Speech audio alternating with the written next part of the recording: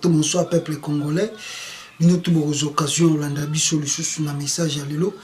Alors, vous voyez comment la politique évolue au Congo, ce qui ne nous laisse pas indifférents. Donc, pour notre mekakoyeba, réellement makamoni ni pe banjeni ezakoya na kati ya Congo. Alors, premier enjeu c'est l'insécurité bat son plein au Congo.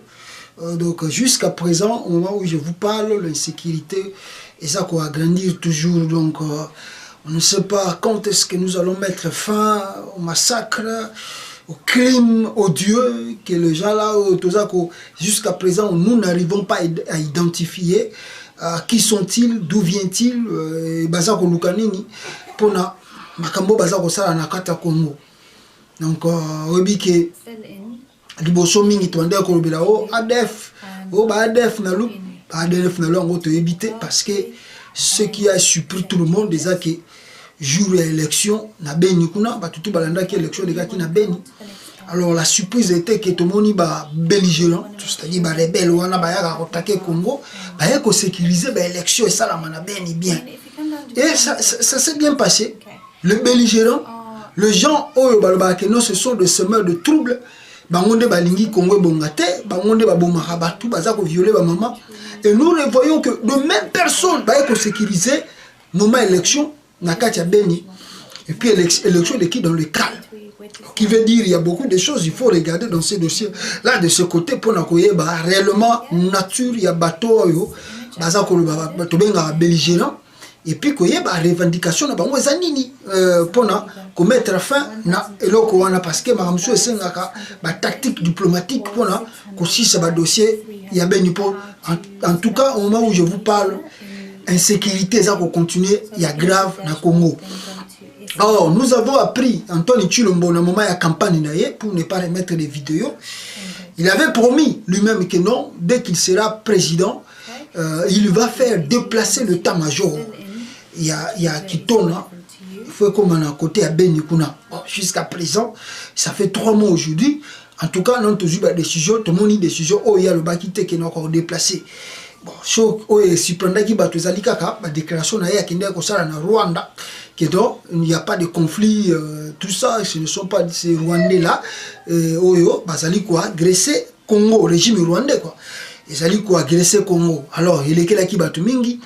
Pour la plupart du monde, si le Congo connaît, tout ça qu'on connaît que c'est à cause de Rwanda et de l'Ouganda. Mais Tshilombo a eu pouvoir, alors que non, il faut qu'on surpasse Makamboana, notamment rappeler le conflit à Allemagne, na France, tout ça. Bon, on a habité Tshilombo, sur l'histoire, il y a Allemagne, na France, Tanga, il pour rappeler Makamboana, il y a qui n'est que soit exemple à Kagame, na Rwanda plutôt dirigé par Kagame, na Congo. Et les gars qui battent mingi. Or les gens attendent plus d'efficacité sur le terrain pour nous mettre fin.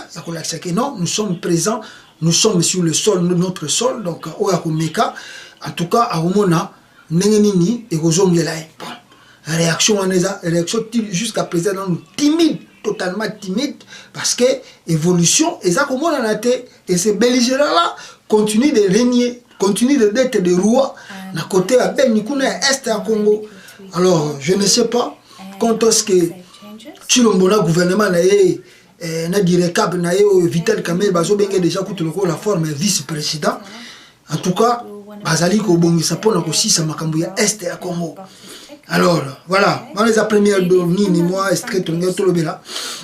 alors, pour les bosso mingi na kolobela, wazali déplacement ya Anthony Tshilombo na États-Unis peuple congolais, bino tubo uchi kolanda yango que Félix Tshisekedi aye États-Unis.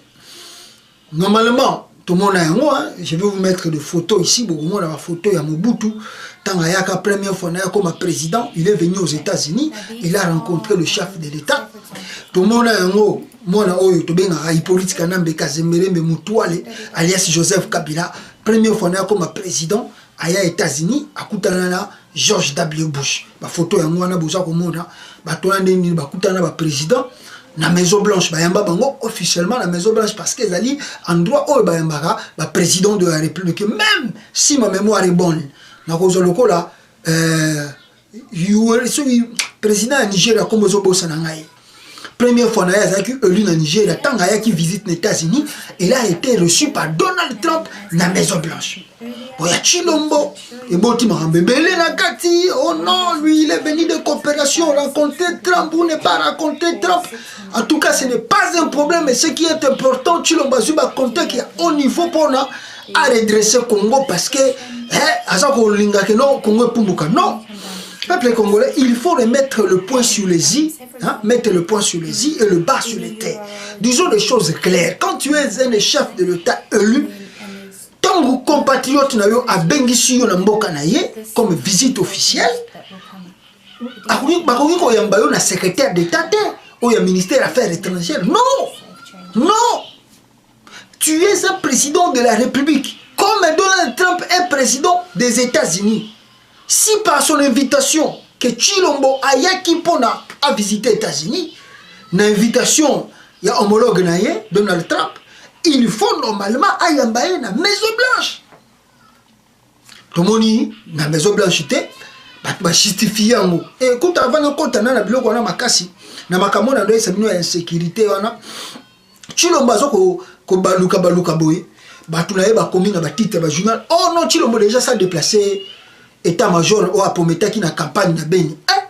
En tout cas, na bateau benga ba taliban. Non, c'est grave. Ba komi na ba titre pour na minute on ozef sabino boye barango. Ba journal bini o ezali pour Félix, ba journal ko écrit tout ça et bini pour Félix. Donc bato wana baza ko inventer na ba histoire ya ko inventer kaka pono bato ba mona que Félix azo sala musala. Oh non, Félix s'est déplacé état-major. Félix a déplacé déjà état-major na ben. Oh man, a habité à Soubino réellement besoin pour accompagner Félix on est voilà, na besoin la pour un peuple congolais après. Donc nazongeli sukoyo. Aya mama na Maison Blanche, a mami na Maison Blanche té. Donc Monica ka Chilombo ba photo besoin ko mona awa. A mami na un secrétaire d'État. Na habité ce que dira qui combien de minutes ba solo qui na na ministère des Affaires étrangères kuna. Chilombo babimi malheureusement to habité bakombi qui peut manque un mot anglais tout ça. Bimagi na porte parce que pesa na revoir écoute ici que à nous revoir donc normalement c'est là qui faut pas qu'on a parti la porte déjà mais Chilombo malheureusement na habité ce qui accompagné qui peut phrase ngo bien nini té ala ndiye le susu na kati batutu ba mona ki yango ndenge elekelaki mais ça ko comme ça batu deuxième jour la Félix Tomoni na bato ba kendaki na kini po eza système ya lobingo ya salaki oyo eza ko memaye ba memiye lelo na Sénat ba memiye ti Tomoni Chilombo nde bozo mona na image awa akine na ko visiter statue ya Martin Luther King Félix oye tourisme aux États-Unis to oye ba coopération au niveau akoboku tanena ba mutombo dikembe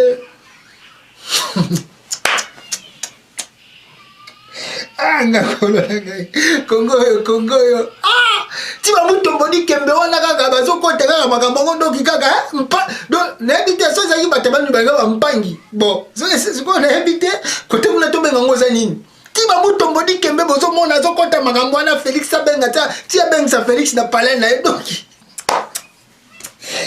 nganzamba bikama Congo tete omona makambo na Chilombo quoi donc Chilombo na statue à Martin Luther King et puis non c'est ça curiosité donc au leki na okaka so okaba photo na etkeli ba photo pene bimi pena bangona batu na bazo sa le lobinga ba photo pena liboso statue à Martin Luther King tourisme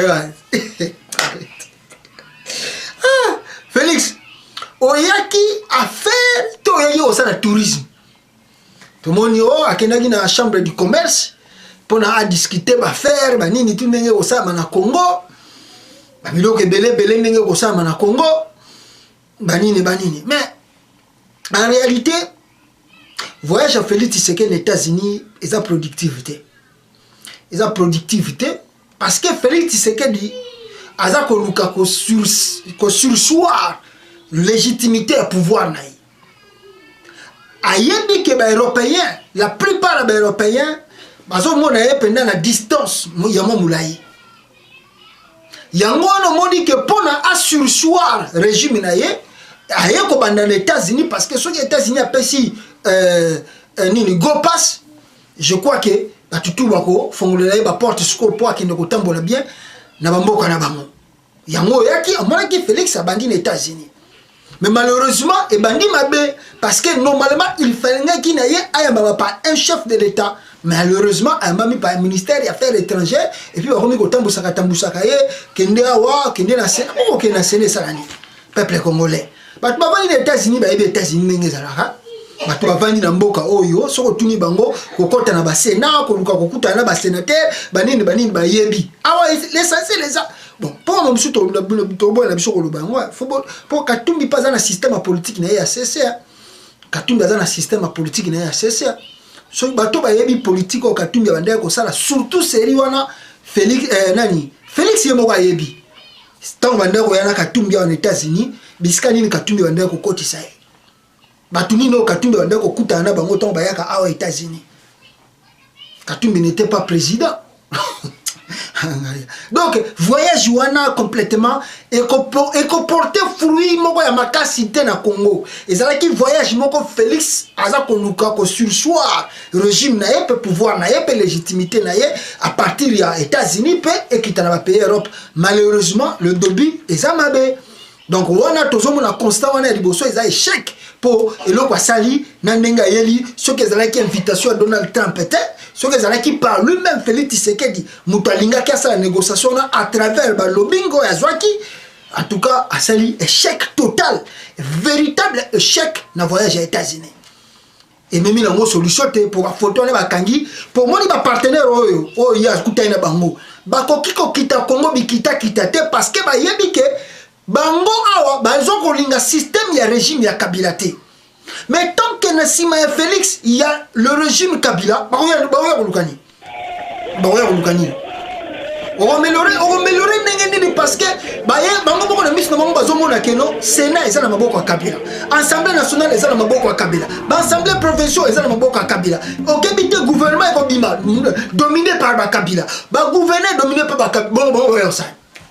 Bango ba osani mais ba yebi ke loko bazana ba intérêt na bango ba yebi nani ba ko maîtriser ba intérêt na bango mais comment on a ba vrai partenaire opérateur économique ba kita Congo ba okita te parce que ti lelo bazomona nanu il y a un monsieur qui est derrière toi, un monsieur yo lati masque na ya ça ko continuer ko diriger Congo bango ba ngaki ke fait ça na pona ouverture makam c'est ça. C'est vraiment un constat de chèque. Il y a un voyage à Félix Tshisekedi aux États-Unis.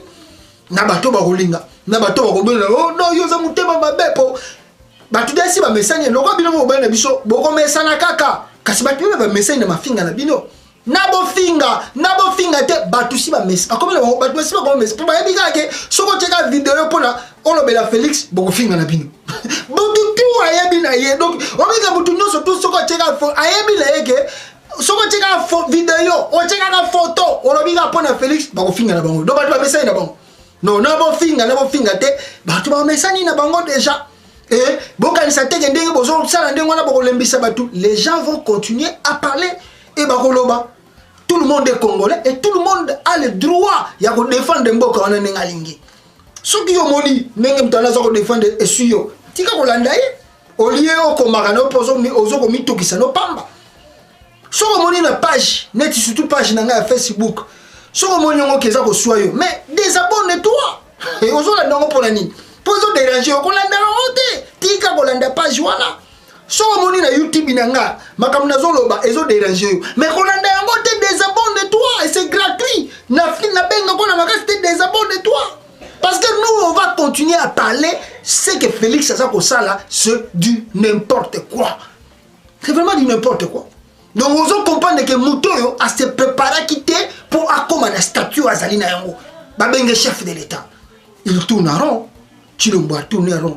3 mois, 10 voyages. 3 mois. Chilomba ça plus de 10 voyages. Même 3 mois pour les 3 mois il y a 26 ans. 2 mois et demi. Félix Chilomba ça 10 voyages. Qui coûte à la RDC près de 20 millions de dollars. Pour naka Félix à Tambola. Tambola, tourisme. 20 millions de dollars. Mawatro. Donc voilà un peu Nakatuana. Et à noter aussi, peuple congolais, Nakati délégation à Félix Antoine Tshilombo, constant monsieur Salami ezake bateau va accompagner Félix Tshisekedi à part ceux qui directeur cabinet adjoint oya mutabandunduana mais bateau baza ko surtout bateau baza ko kota na baza kota plus na Félix ko kuta na ba bato mususu la plupart sont landi bango eza bateau ya tribune biso tozoloba oh yoza tribal ngana za tribalité ngana za mu Congo mais je soutiens Martin Fayulu aza mutabandundu Maza mu Congo, je soutiens quand Nini a Moïse Katumbi Zalaki Makasi puissant. Les amis de Moïse Katumbi c'est Azam Chouaïl. De nature, je ne suis et je ne serai jamais tribal.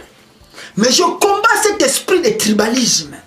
Parce que la yebi, ndenge Congo ezali soki tolingi to réussir ko bâti mboka wana, il faut mettre de côté nos égos, nos esprits tribaux.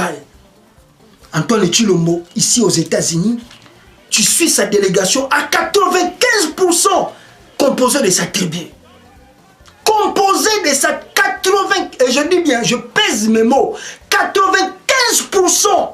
Il y a bateau Félix Tshisekedi, ayena bango, na bateau bakutania basoki bazalaki awa, 95% sa tribu.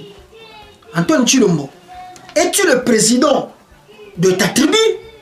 Où tu es le président de tous les Congolais. Parce qu'un président du Congo, il doit d'abord tenir quota. Quota. Il y a ma province, tant qu'on a travaillé. Deux, il faut tenir compte de proportionnalité. Tant qu'on a ça là, cabinet naïe, puis azako bimisa image yamboka libanda. Parce que tout ce que toi tu fais étant que chef de l'État, et qu'on a toujours interprété. Et nous qui combattons le tribalisme, nous allons, Nassina Lobaka en première fois, nous allons se mettre debout. Félix a l'esprit de tribalisme en lui. Et je me demande et je me pose des questions. Est-ce que Tshilombo a un véritable Kinois? Parce que moi, na Kolina Bandeko Baluba, na Kisasa, un vrai Moulouba Kinois a un esprit de tribalisme. Sogomoni Moulouba, hein? Azana molimo tribalisme faut aller bien sur Kautarapi. Un vrai Moulouba Kinois azana un esprit de tribalisme. Exemple na opesa binora ya Mike Mukebai. Ça c'est un véritable Kinois Moulouba. Un vrai Moulouba on n'a jamais un esprit de tribalisme. Et moi je me pose la question, est-ce que Félix Tshisekedi est-il réellement Kinois? Parce que la façon dont Aza comme la Congo, Azu Congo à côté de cette tribune la Kati, donc Azu Congo na otage et quand on se pénétrer Tébisika Félix Azali. Sauf quand mon tour abandonné bâtir comme simple étiquette image quoi, effacer les tableaux. Bamsou ba mon abatu souté. Non, est-ce que Félix Azaki non? Parce que parler lingala c'est bon, mon tout ça le baningala. Mais pour mon limon na Félix, non, ça m'étonne quoi. 95% délégation tribu moko. Et nous le bani. Comment on comme na mboka moko na sina le baka on a répété ngo. Donc so nga nazali mu Congo, na comme président. Donc il faut na lokaka ba Congo na ba Congo to travailler na bango quoi. Donc ba luba bazana importance cité, ba Swahili bazana importance cité, ba ngala bazana importance cité, donc ba tout ça bazana importance cité. La proportionnalité est une notion très importante dans le Congo. Quand vous décimez votre cabinet et quand vous composez un gouvernement, quand la proportionnalité n'est pas respectée, vous allez causer l'échec. Parce que ce que Félix Tshisekedi fait aujourd'hui, en mettant plus de confiance dans la tribune, je crois que Mikolo Koya a commis tout le monde. Parce que ce qui Félix a quoi? Le corps a battu à accompagner les gens qui tribune et les gens qui naïe aux autres ça les erreurs moko grave Félix. Je te dis, ce qui est pour naïo, on réussit na Congo il faut que bande ko naïo, il y a tribune naïo bas la pembe naïo, aux autres ça échec moko lobby ko regretter. Le chef de l'État du Congo a voulu comporter makambo aux autres nangote. To interpeller yo avant que to comme président.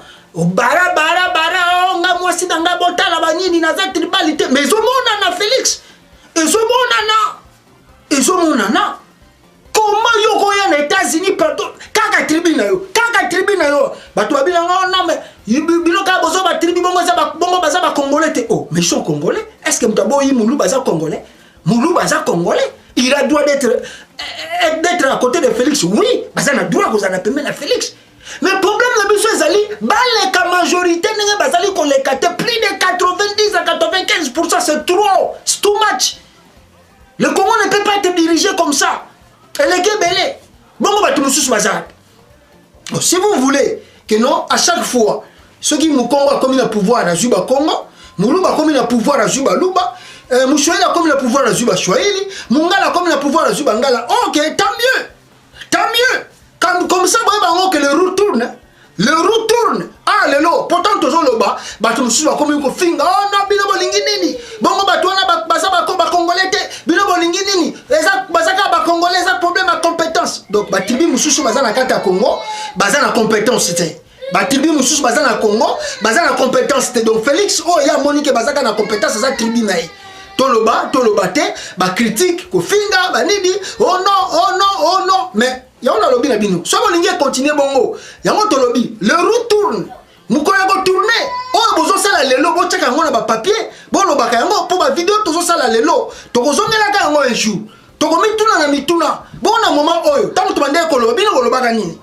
Bo kanga kamakambo bozo lo balelo. Po tozo na bango po na intérêt ya mututu po. Lobby Félix a la présidente. Et quand mususa ko la wana na présidence. Soki to moni ko lo wana atondi si bata tribune e. Bino pe moko revendiquer comment mutaboya ko zwa gouvernement a eu présidence na kati présidence te bo moni ke attaque de Moulou babazate boko silika boko déclarer suko biso tozo ko loba toza ko éclaircir toza ko pesa ba nini ba orientation ba tout ça ba ote bino bo lekisi ote bino bozo tout ça mais toza ko loba le retour soki le lobo beti maboko soki le lobo kumisi mais bo préparer pe mikolo ko ya tant mutu mususu akozwa pouvoir bobe taper maboko bokumisa soka tondisi batatebi na ye na kati ya régime na ye parce que eza pasi mingi quoi voilà donc eloko wana na ngana betelango c'était makasi troisième point peuple congolais ezali awa eloko sengeli bo comprendre Kabila aussi ala na kati ya stratégie parce que bozomona silence na ye avion na ye présidentiel et puis Marakutu par hasard Atigeli Chilombo jet privé parce que Kabila je crois qu'il considère l'avion à la présidentielle comme un bien privé naé ndenga lobaki na Félix que non GLM pezanda kunaé privé donc Félix il faut à ça là à son mandaku à son bapé jet atonga ça na ndenge naé ndenge constat toujours ça là mais stratégie ba kabiliste basa ko yana ngo ezani soki biso toza ko rêver biso no so ba congolais ba tona basa ko préparer événement après 1 an ou 2 ans, aujourd'hui, il y a une implantation to Sénat nenge ba vandi si yango. Sénat se vandi, ba sénateur ba bandi musala na bango. Bureau Assemblée nationale est commis déjà et c'est vendu déjà et c'est fini. Ba bureau Assemblée provinciale et c'est vendu nango. Kalamini était élection au gouverneur, ils ont clôturé Makambutu, histoire d'élection à Bouo, Piana Kata Congo. Banani Baza perdant, c'est le peuple congolais. Parce que ce n'est même pas Félix qui est perdant. Parce que Félix a ça qu'on jouit, moi on est au Kabila Tikelier. Mais c'est les Congolais qui sont des perdants. Namakambo Félix a ça qu'on sala. Parce que les Congolais, il faut changer le régime, il faut changer le régime. Mais aujourd'hui nous avons Kabila comme maître au Congo. Et stratégie au Bango Baza qu'on prépare les animes. Félix a ça un dossier belé na Kata Congo.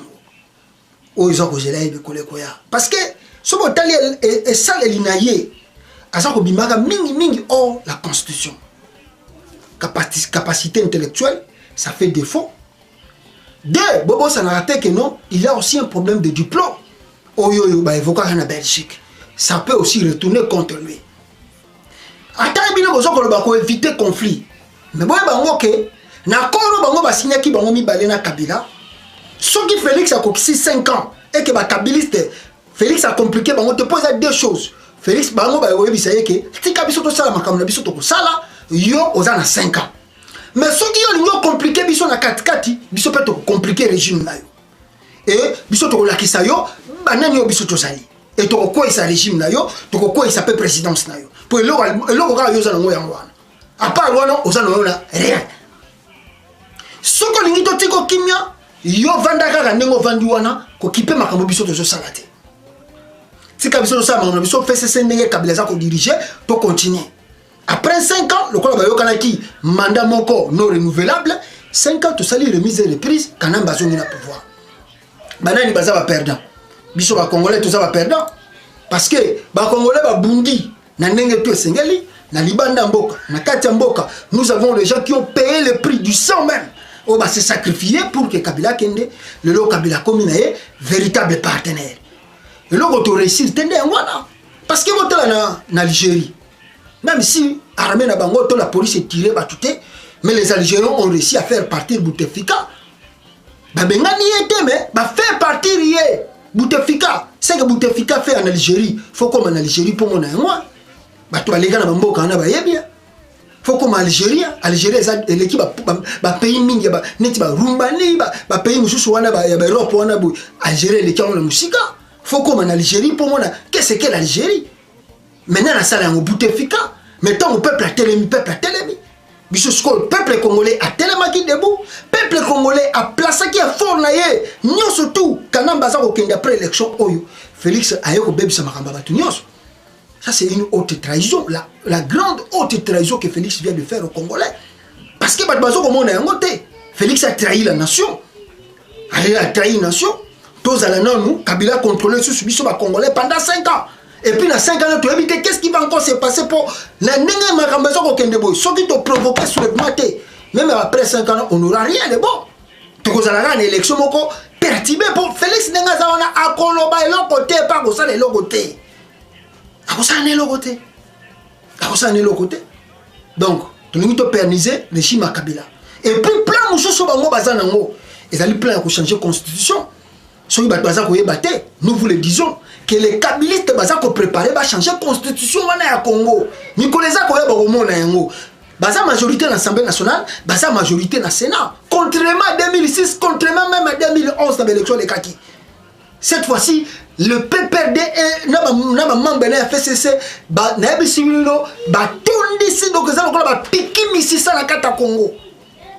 changer la constitution et l'élection présidentielle. Et qu'ils ont la voix où le peuple a voté.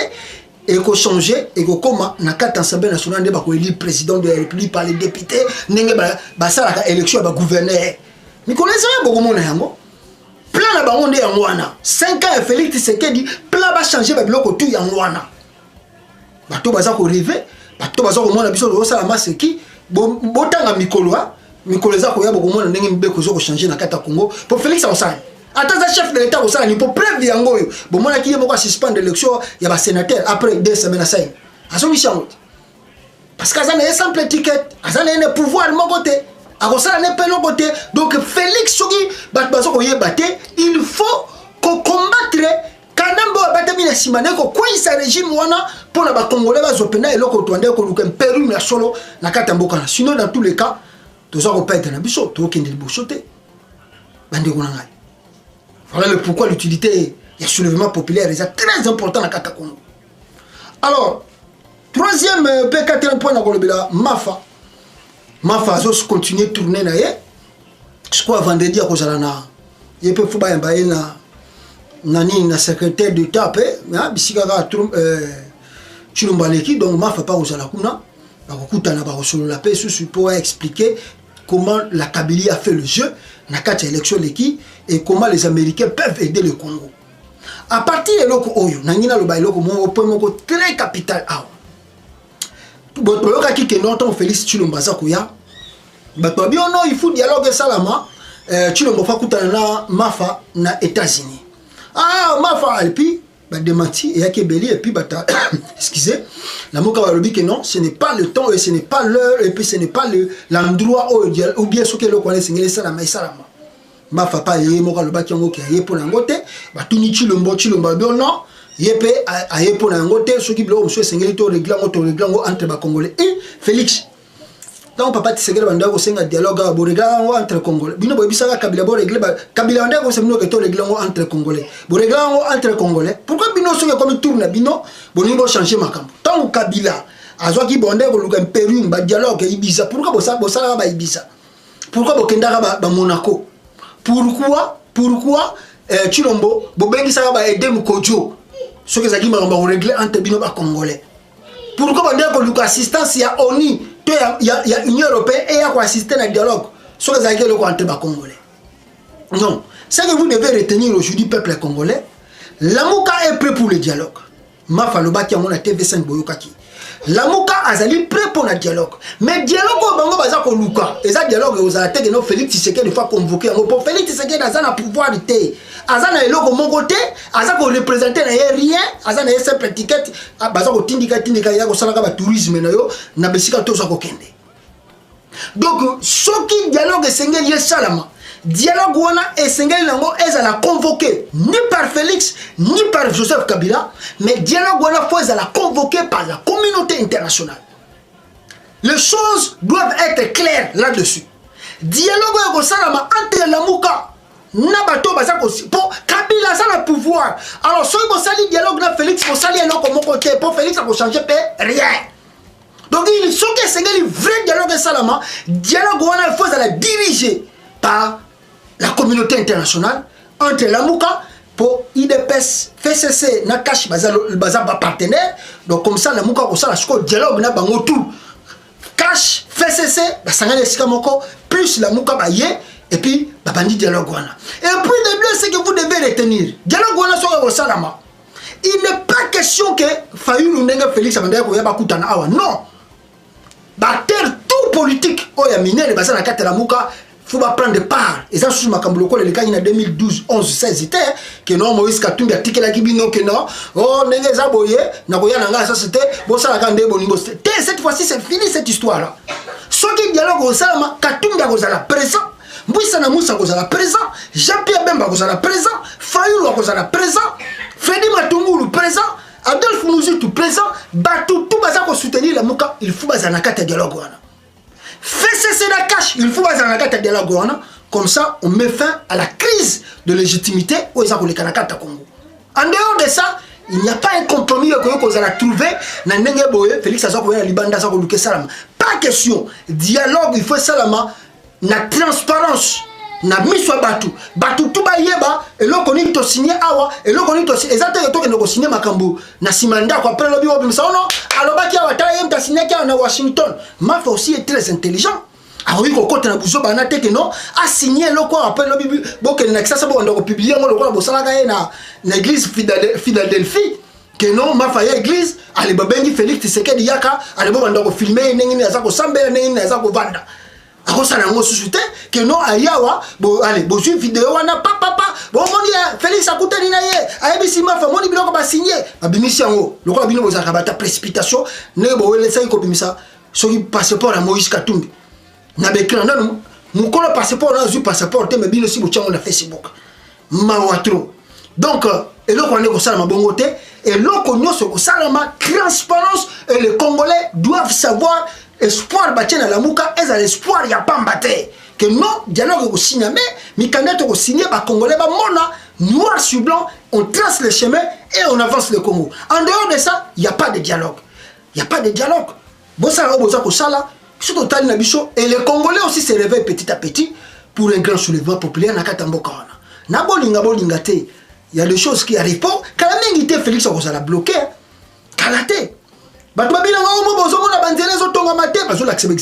Mais d'abord, le gouverneur a cassé et a aussi démenti que non, mais éclairage, on a besoin de dire que depuis 2008. Et Raymond Bampan a son mission. Bandela Moussou Bino Bozoko. Est-ce que dans 100 jours, vous imaginez, Moutako Tonganzela, dans 100 jours, à Tonga Banzela, à Tonga Bopito, il faut être réaliste quand même. 100 jours, Bota ta brique qui m'a biscani Félix Abandi ko Tonga école. Dans 100 jours, Bota ta brique qui m'a bisca Félix c'est qu'elle a comme Tonga hôpital, ou bébé hôpital. T'as besoin de moi, petite construction, il y a Banzela.